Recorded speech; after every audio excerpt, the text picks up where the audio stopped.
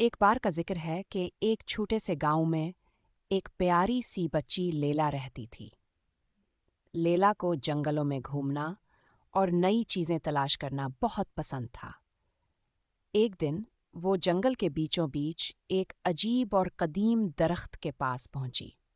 اس درخت کی شاخیں آسمان تک پہنچ رہی تھیں اور جڑ کے پاس ایک چھوٹا سا لکڑی کا دروازہ چھپا ہوا تھا۔ لیلا حیرت سے اس دروازے کو دیکھنے لگی اور دل میں سوچنے لگی کہ اندر کیا ہوگا۔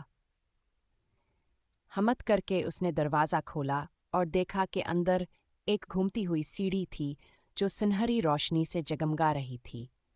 وہ تجسس میں سیڑھی چڑھنے لگی۔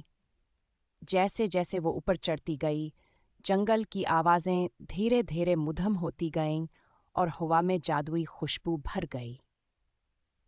جب وہ اوپر پہنچی تو اس نے ایک خوبصورت جادوئی درخت کا گھر دیکھا، جس کی دیواریں چمکتی ہوئی پتیوں سے بنی تھیں اور ہوا میں رنگ برنگی لالٹینیں تیر رہی تھیں۔ وہاں کتابیں بھی تھیں جو خود بخود کہانیاں سناتی تھیں اور دیواروں پر بنے تصویریں حرکت کرتی نظر آ رہی تھیں۔ اچانک ایک میٹھی سی آواز آئی، خوش آمدید لیلا۔ لیلا نے پلٹ کر دیکھا تو ایک چھوٹی سی چمکدار پری نظر آئی جس کے پروں میں ستارے جگمگا رہے تھے۔ میرا نام لونا ہے اور میں اس جادوئی گھر کی محافظ ہوں، پری نے مسکراتے ہوئے کہا۔ یہ جگہ صرف ان لوگوں کو نظر آتی ہے جن کا دل صاف اور محبت سے بھرا ہو۔ لیلا کی آنکھیں حیرت سے چمک اٹھیں۔ کیا میں یہاں ہمیشہ رہ سکتی ہوں؟ لیلا نے شوق سے پوچھا۔ لونا نے مسکرا کر جواب دیا، تم جب چاہو یہاں آ سکتی ہو، لیکن یاد رکھو، اس گھر کا جادو دوسروں کے ساتھ بانٹنا ہوتا ہے۔ یہاں تم جنگل کے جانوروں کا خیال رکھنا سیکھو گی اور دنیا کے راز جاننے کا موقع ملے گا۔ کئی دنوں تک لیلا جادوئی درخت کے گھر میں آتی رہا اور وہاں طرح طرح کے جادو سیکھتے رہی۔ اس نے جانوروں سے بات کرنے اور پھولوں کو کھلانے کا ہنر سیکھا۔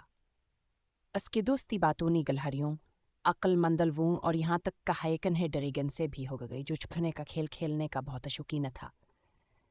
لیکن ایک دن لونا نے اسے بتایا، سب سے بڑا جادو مہربانی ہے۔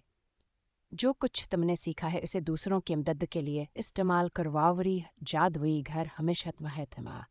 اس دن کے بعد لیلا نے اپنے گاؤں میں جا کر جادوئی علم سب کے ساتھ بانٹنا شروع کر دیا۔